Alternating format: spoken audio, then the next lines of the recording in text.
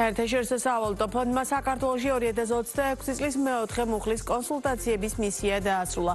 სავალუტო ფონდის მისიის ხელმძღვანელმა ეროვნული ბანკის პრეზიდენტთან და ფინანსთა მინისტრთან ერთად შემაჯამებელი ბრიფინგი გამართა, სადაც სხვა საკითხებთან ერთად საქართველოში არსებულ მაკროეკონომიკურ გარემოსა და მოლოდინებზეც გააკეთა აქცენტი.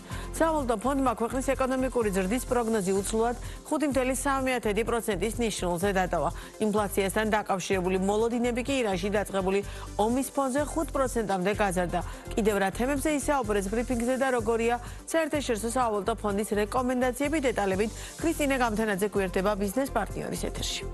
მაია, გამარჯობა. დღევანდელ ბრიფინგზე ძირითადი ყურადღება, როგორც უკვე აღინიშნა, მაკროეკონომიკურ პარამეტრებზე გამახვილდა. მთავარ გამოწვევად კი გლობალური რისკების, ნავთობის ფასების ზრდისა და გეოპოლიტიკური დაძაბულობის ფონზე ინფლაციის ზრდის მოლოდინები დასახელდა. ეროვნული ბანკის პრეზიდენტმა IMF-ის მისიის ხელმძღვანელთან ერთობლივი პრესკონფერენციაზე აღნიშნა, რომ მარეგულირებელი ინფლაციურ რისკებს კარგად მართავს, თუმცა ეროვნული ბანკი ჯერჯერობით მოლოდინის რეჟიმშია და სიტუაციის შესაბამისად მონეტარული პოლიტიკის გასამკაცრებლადაც მზად არის. რაც შეეხება სავალუტო ფონდის პროგრამის გაგრძელებას, ეს იყო ერთ-ერთი საკითხი, რაზეც ბრიფინგზე ისაუბრეს საქართველოს ფინანსთა მინისტრის ლაშა ხუციშვილის განცხადებით. ამ ეტაპზე ქვეყანას საერთაშორისო სავალუტო ფონდისგან დაფინანსების მოზიდვის საჭიროება არ აქვს. მინისტრმა განმარტა ის მიზეზები, რის გამოც საქართველოს ფონდისგან ახალ პროგრამას აღარ ითხოვს, თუმცა აღნიშნა ისიც, რომ სავალუტო ფონდი საქართველოს მთავრობასთან ნებისმიერ დროსა და ფორმატში თანამშრომლობისთვის მზადაა.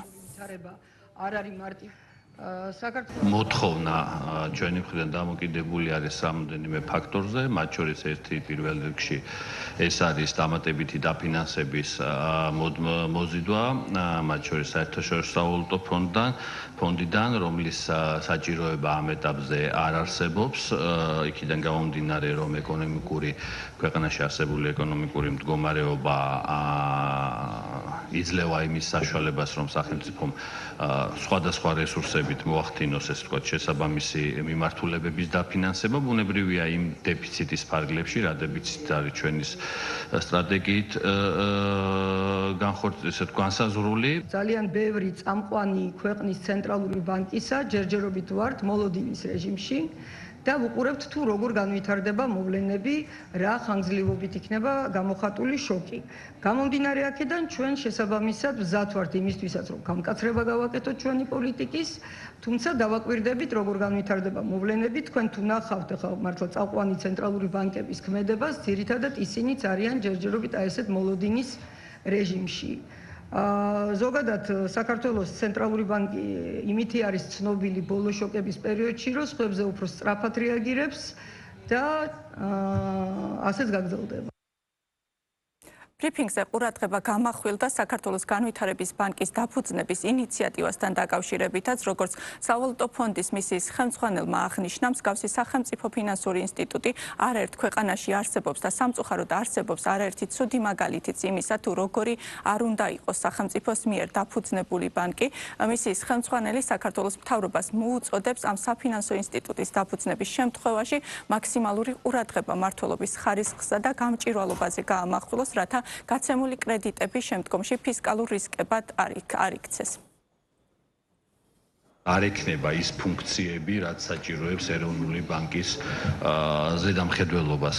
ეს არის კლასიკური განვითარების ინსტიტუტის მოდელი, რომელიც პრაქტიკულად ძალიან ბევრ ქვეყანას აქვს, განვითარებად ქვეყანებს, განვითარებულ ქვეყნებსაც, მათ შორის ძირითადად ესე ვთქვათ, საგარეო მიმართულებით. ბუნებრივია ჩვენი ეკონომიკის ზომიდან გამომდინარე, სრულად იქნება 100%-ით კონცენტრირებული შიდა პროექტებზე და საქართველოს ეკონომიკის განვითარებაზე.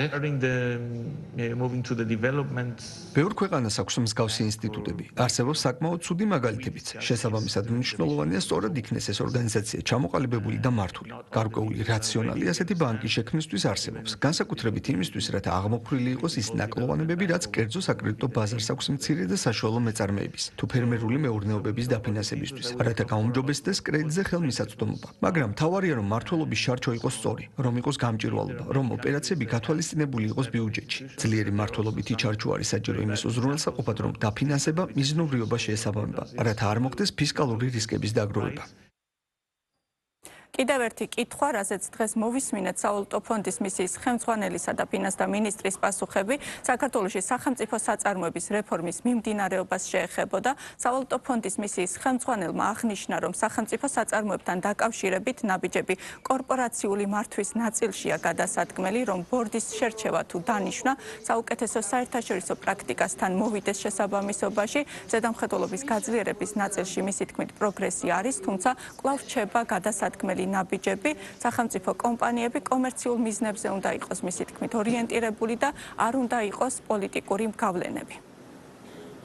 გარკვეული ესე ვთქვათ ფაზა, რომელიც ოპტიმიზაციას ეხებოდა, ეს დასრულდა და ესე ვთქვათ ჩვენ გადავდივართ უკვე განახლებული რეკომენდაციებიდან გამომდინარე ახალ ფაზაზე, რომელიც მოიცავს როგორც მართლობითი სისტემის დახვეწა სახელმწიფო საწარმოებში, ასევე ბაზარზე მათი პოზიციონერების მიმართულებით, ასევე გადაწყვეტილებების მიღების მიმართულებით, ასევე ძალიან მნიშვნელოვანი ნაწილია, რომელიც პრაქტიკულად, ესე ვთქვათ, სრულად არის მიყვანილი, 99% არის განხორციელებული ამ მიმართულების, ეს არის სახელმწიფო საწარმოებზე ფინანსური ფისკალური ზედამხედველობის ნაწილი, რომელიც გარანტიას იძლევა, რომ სახელმწიფო საწარმოებიდან ფისკალური რისკები არ წარმოექმნება სახელმწიფო ბიუჯეტს, ეს ძალიან მნიშვნელოვანი